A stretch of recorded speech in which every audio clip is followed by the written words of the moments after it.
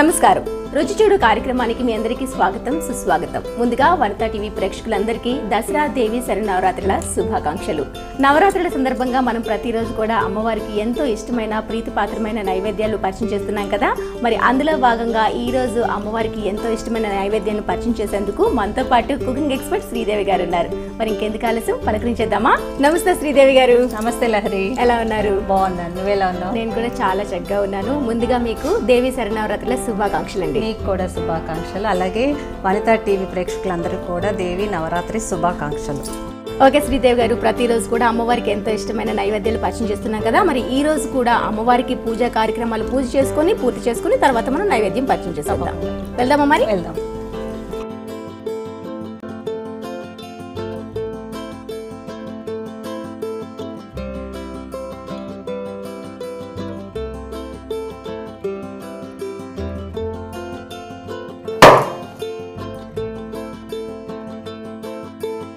శ్రీదేవి గారు, అమ్మవారికి చక్కగా పూజ చేసుకున్నాం కాబట్టి అమ్మవారికి ఇష్టమైన నైవేద్యం కూడా సమర్పించేద్దామా? తప్పకుండా. మరి ఈరోజు ఏం పరిచయం చేస్తున్నారు? ఈరోజు కట్టు పొంగలి. అమ్మవారికి ఎక్కువగా ఇష్టమైన ప్రసాదాలు పాయసం, కట్టు పొంగలి, పులిహోర, గారెలు, రైస్ ఐటమ్స్ అన్ని చాలా ఇష్టము. అందులో ఒకటి కట్టు పొంగలి. అంటే ఇదేంటి? రైస్ తో? కట్టు పొంగలి అనేది రైస్ పెసరపప్పుతో చేస్తాము. నేను ఈరోజు కొర్రలతో చేస్తున్నాను. ఓహో. మనం ఏం చేయాలంటే ఫస్ట్ కొర్రలు ఒక గ్లాస్ తీసుకుంటే పెసరపప్పు కూడా ఒక గ్లాస్ తీసుకోవాలి. ఓకే. రెండు కలిపేసేసి మనం ఇప్పుడు మీరు చెప్పే ప్రాసెస్ దీన్ని చెప్తున్నాను. ఏం చేయాలంటే 1:2 వాటర్ వేసేసుకొని కుక్కర్లో 3 విజిల్స్ వచ్చే వరకు ఉడకపెట్టేసుకొని ఇలా పెట్టుకుంటే మనకి ఇది డ్రైగానే ఉండాలి. కట్టు పొంగలి మీకు పొంగలి అని వెన్న పొంగలి అని చేస్తే అది మనకి మ్యాష్ గా ఉంటుంది, మెత్తగా ఉంటుంది. ఇది కట్టు పొంగలి. ముందుగా దీనికి కావాల్సిన పదార్థాలన్నీ చెప్పేస్తారా? చెప్పేస్తాను. పెసరపప్పు, కొర్రబియ్యం ఉడికించిన అన్నము, నెయ్యి, జీలకర్ర, ఇంగువ, పల్లీలు, జీడిపప్పు, అల్లము, పసుపు, మిరియాలు, పచ్చిమిర్చి, కరివేపాకు, ఉప్పు, ఎండుమిర్చి. ఓకే. అన్ని మనకి ఏదైతే మనం చక్కెర మామూలు పొంగల్ ఏ విధంగా చేసుకుంటామో సేమ్ అన్ని అవే ఇంగ్రీడియంట్స్ కనిపిస్తున్నాయి. కాకపోతే మీరు చెప్పే ఈ కట్టు పొంగల్కి కొంచెం ఈ ప్రాసెస్ డిఫరెంట్ గా అనిపిస్తుంది. ఏంటంటే మిరియాలు దానికి దీనికి తేడా మనకి సేమ్ ఇదే ఐటమ్ స్వీట్ కూడా చేస్తాం. ఓకే. అంటే బెల్లంతో చేస్తాం, అన్ని తీసేస్తాం అన్నమాట. ఏదైనా మన ఏది చేసుకోవాలని అమ్మవారికి ఇదే అన్నం తోటి మనము ఒక్కోసారి దేవుడికి నైవేద్యాలు చాలా పెట్టాల్సి వస్తుంది. మనం ఇట్లాంటి అన్నం వండుకొని అదే హాట్ అదే స్వీట్ సపోజ్ 5 రకాలు పెట్టాలనుకున్నప్పుడు చాలా కష్టపడకుండా ఇలా కూడా చేసుకోవచ్చు. ఓకే. ఓకే. చాలా బాగుంది ఈ ప్రాసెస్. అంటే రెగ్యులర్ గా అందరూ తెలిసే చక్కెర పొంగలి, ఆ పులిహోర, దద్దోజనం కాకుండా కొంచెం డిఫరెంట్ గా చేస్తాం. మనం ఇలాంటిది ఏదైనా చేసుకుంటే ఇప్పుడు చూడండి, ఇదే హాట్ చేస్తున్నాం, ఇదే స్వీట్ కూడా చేయొచ్చు. దీంతోనే అప్పుడు ఇవన్నీ తీసేసి ఈ అన్నంలోనే బెల్లం పాకం వేసేసి, ఇలాచి పొడి వేసేసి, పాలు, కాజు, నెయ్యి అన్ని వేసి తాలింపు పెట్టేస్తే అంటే నెయ్యితోటి అది స్వీట్ అయిపోతుంది. అప్పుడు స్వీట్ పొంగల్ అయిపోతుంది. ఓకే. మరి పొయ్యి వెలిగించేసుకొని ప్యాన్ పెట్టేసుకుని ముందుగా మనం ఫ్రై చేసుకోవాలా ఏమన్నా? పోపు చేసుకోవాలి మనం ఫస్ట్. ఓకే.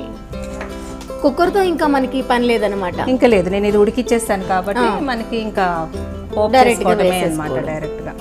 ఓకే. అంటే ఇది మనకి కొంచెం ఉప్మా లాగా కొంచెం వస్తుందా ఆ విధంగా? ఉప్మా కొంచెం డ్రైగా అంటే వేరే ఉల్లిపాయలు, ఇంకోటి ప్రసాదం అన్నప్పుడు మనం ఇందులో ఉల్లిపాయలు వాడము, ఉల్లిపాయలు వేయము, ఏమి వేయము కదా. అల్లము, మిరియాలు అనేది కంపల్సరీ కావాలి పొంగల్కి. ఓకే. సో మీరు ఎలా చేసుకుంటూ ఉంటారు దేవి నవరాత్రులు అనగానే? మీకు ఏమైనా ఆశ్వయుజ మాసము శుక్ల పాడ్యం నుంచి మనకి 9 రోజులు జరుపుకునే ఈ నవరాత్రుల్ని శరన్నవరాత్రులు అంటారు కదా. ఈ 9 రోజుల్లో కూడా మేము అంటే ఇష్టమైతే విగ్రహంతో పూజ చేసుకుంటాము, లేదంటే దేవుడి పటం ఉంటుంది కదా, అలాగా దేవుడి గదిలో పెట్టుకొని పూజ చేస్తాము. అంటే ఆనవాయితీ ఉండాలి, కలశం కూడా. ఆనవాయితీ లేని వాళ్ళు ఉట్టిగా విగ్రహం పెట్టుకొని పూజ చేసుకోవచ్చు. అలాగా విగ్రహం రోజు పొద్దున్న సాయంత్రం 2 పూటలు నైవేద్యాలు పెట్టి 9 రోజులు మటుకి చాలా నియమాలు పాటించాలి. అందరి దేవుళ్ళలాగా ఏదో పూజ చేసేస్తే కాదు. ఈ దేవుడికి పూజ చేయాలి అని మన మనసులో అనుకుంటే కనుక ఈ 9 రోజులు చాలా బాగా చేయాలి. దేవుడి గది శుభ్రంగా పెట్టుకోవడమే కాదు, పూజ విధానంలో కూడా శుభ్రం పాటించాలి. 3 పూటలు చేస్తారు కొంతమంది. లేదు అంటే మనకు ఓపిక లేకపోతే 2 పూటలు పూజ చేసుకోవచ్చు, పొద్దున సాయంత్రం చేసుకోవచ్చు. అలాగే దేవుడికి నైవేద్యాలు కూడా రకరకాలుగా చేసి పెట్టాలి. ఒక్కొక్క రోజు ఒక్కొక్క అవతారం ఉంటుంది కదా, ఆ అవతారానికి తగ్గట్టుగా ప్రసాదం కూడా చేస్తాం.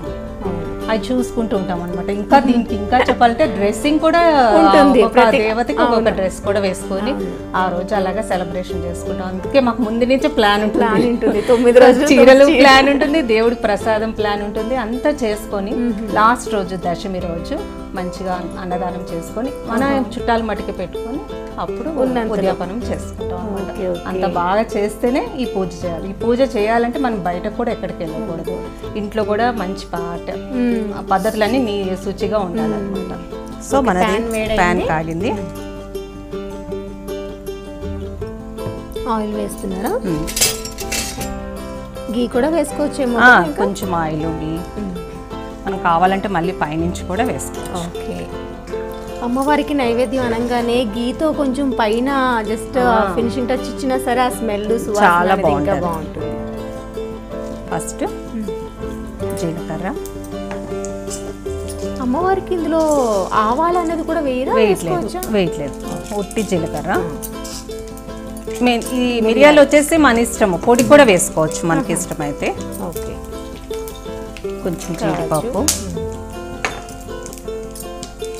పల్లీలు,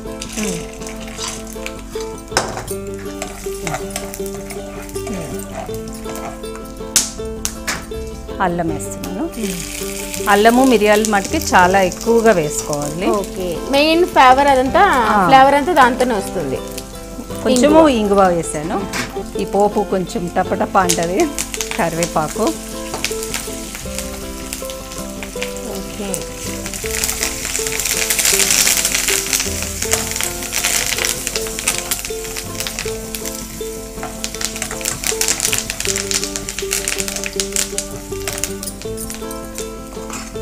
పచ్చిమిర్చి.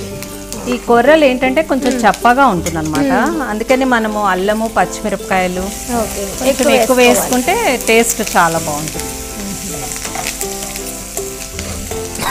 అంటే హెల్త్ కాన్షియస్ పరంగా మీరు ఈ కొర్రలు తీసుకుంటారా, లేకపోతే మనం రైస్ తో కూడా చేసుకోవచ్చు. మనం కొర్రలతో చేసుకుంటే కొంచెం హెల్త్ పరంగా చాలా బాగుంటుంది. పసుపు కూడా వేసాను.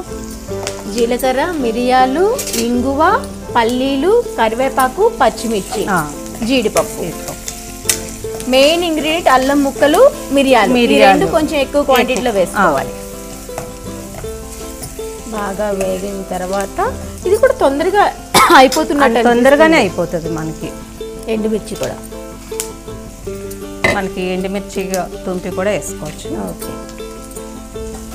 మనకి పోపు అనేది ఎంత చక్కగా ఎక్కువ ఇంగ్రీడియంట్స్తో వేసుకుంటే దానికి మనకి కొర్రలు దానికి అంత మంచి టేస్ట్ వస్తుంది. ఓకే. మీరు ప్రతిరోజు కూడా నైవేద్యాల్లో వెరైటీస్ చేస్తూ ఉంటారా, లేకుంటే మనకి సాంప్రదాయ పరంగా వస్తున్నవే చేస్తారా? సాంప్రదాయంగా వచ్చినవే కొంచెం మారుస్తాను. ఇప్పుడు చూడండి, రైస్ బదులు కొర్రలు ఎలా వాడాను అంతే. అలా అని మనము కొత్తగా చేస్తే ఏంటో మంచిగా అనిపించదు దేవుడి దగ్గర, మటుకి వేరే చోట ఎలానో చేసుకోవచ్చు.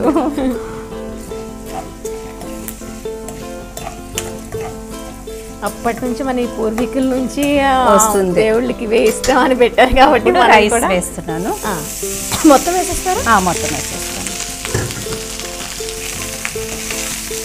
ఓకే. సాల్ట్ మన ఎండింగ్లో వేస్తున్నాం, ఇప్పుడు వేస్తాను.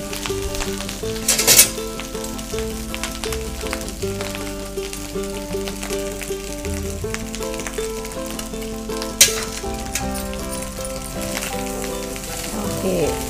కానీ ఉడికించేటప్పుడు ఈ కొర్రల్ని పప్పుని క్వాంటిటీ తీసుకునేటప్పుడు కొంచెం డ్రైగానే అంటే డ్రై అని కాదు, కొంచెం వాటర్ ఏం కాదు. అంటే 1:2 రేషియో తోటి వండేసుకుంటే చాలు.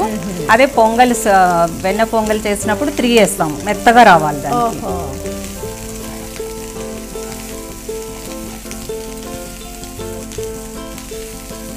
దసరా అనగానే మీరు అన్నట్టు మహిళలకు చాలా ఇష్టం. ఆ గుళ్ళో కుంకుమ పూజలు కానివ్వండి, కొంచెం సరదా పొద్దున్న నుంచి రాత్రి వరకు ఇంకా చాలా బిజీగానే ఉంటాము.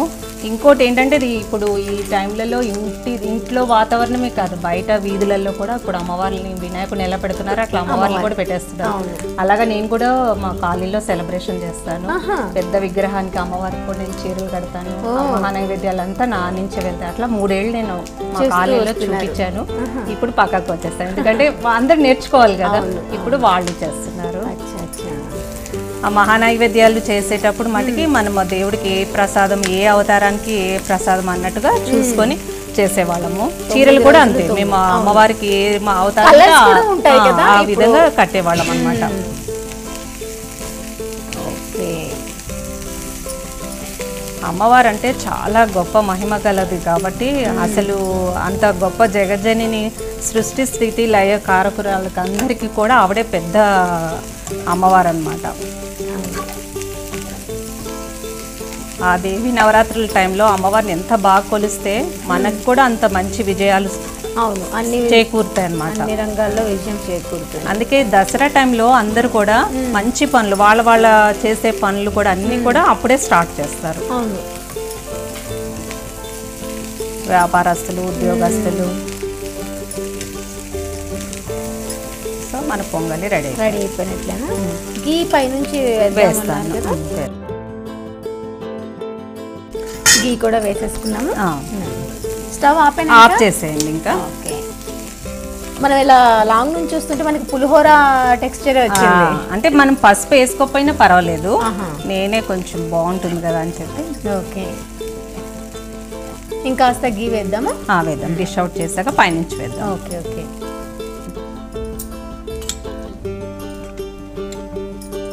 ఓకే, ఎండుమిర్చి, మిరియాలు, అంటే కొంచెం మనకి ఎండుమిర్చి, పచ్చిమిర్చి, మిరియాలు ఈ మూడిటి ఘాటు కొంచెం తెలుస్తుంది, ఎందుకంటే కొర్రలు కాబట్టి కొంచెం చప్పగా ఉంటాయని చెప్పారు కదా, దానికి కాంబినేషన్ బాగుంటుంది.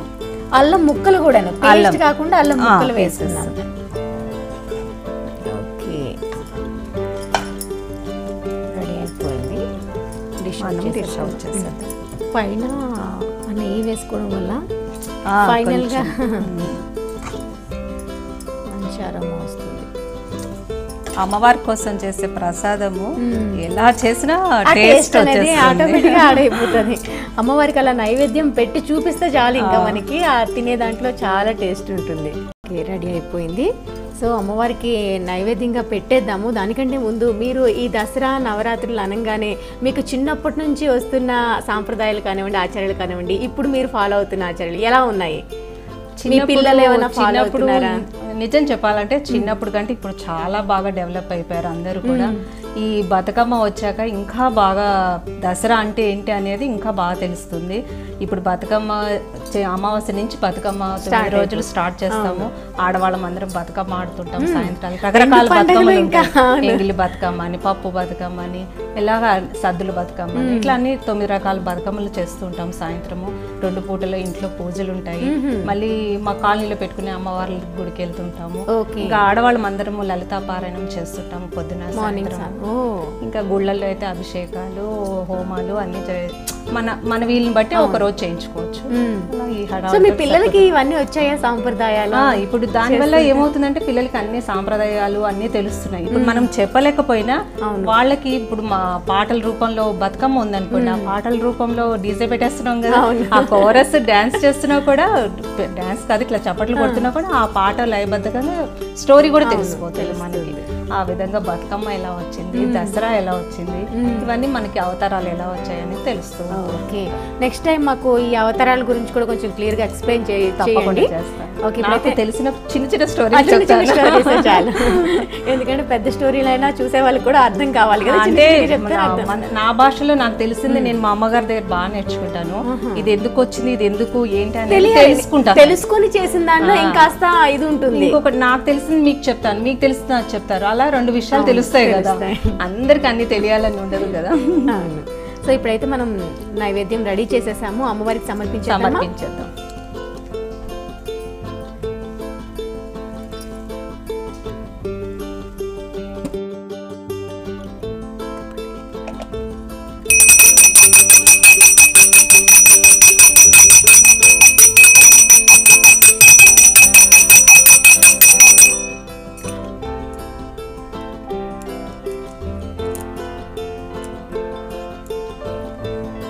శ్రీదేవి గారు, అమ్మవారికి చక్కగా నైవేద్యం కూడా సమర్పించేసాము, హారతి కూడా ఇచ్చేసాము. పూజ విధానము ప్రసాదం అంతా అయిపోయింది కదా లాంటి. నువ్వు మా ఇంటికి వచ్చినందుకు అతిథిగా మేము దసరా టైంలో మా ఇంటికి ఎవరు వచ్చినా సరే వాళ్ళని ముత్తైదుల్ని అన్ని చీర బొట్టు అన్ని పెట్టి పంపిస్తాము. తప్పకుండా నీకు కూడా.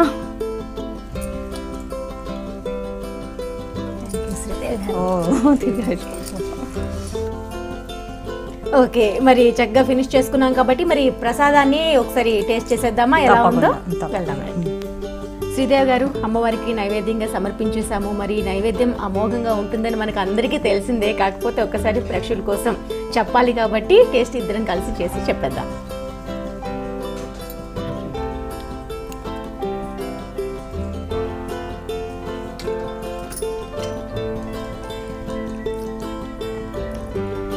అసలు నిజంగా మహిమ అని చెప్పాలి. ఏంటంటే ఉప్పు అసలు అంత పర్ఫెక్ట్గా ఎట్లా వేసారో నాకు అర్థం కాలేదు. దాంతోపాటుగా ఆ మిరియాలు ఘాటు ఉంది చూడండి, చాలా చాలా చాలా బాగుంది. ఈ కొర్రలతో చేసాము అన్న ఇది నాకైతే ఎక్కడ అనిపించట్లేదు. చాలా చాలా చాలా టేస్టీగా ఉంది. అసలు ఆ టేస్ట్ వర్ణించడం కూడా నాకు కష్టం అవుతుంది, అంత చక్కగా ఉంది. అదే నేను చెప్తే బాగోదని నువ్వు ఎలా చెప్తావా? చాలా చాలా బాగుంది. చాలా మంది కొర్రలు అంటే నచ్చవు, ఎందుకంటే టేస్ట్ లో బాగోదు. అందులో ప్రసాదంగా చేస్తే బాగుంటుందా లేదా అనేది కూడా చాలా మందికి డౌట్ ఉంటుంది. కానీ హెల్దీ వేలో ఆలోచించిన అమ్మవారికి ఒక సరికొత్త నైవేద్యం చేసామని చెప్పుకునేందుకన్నా ఓ డిఫరెంట్ మెథడ్ మాకు పరిచయం చేశారు.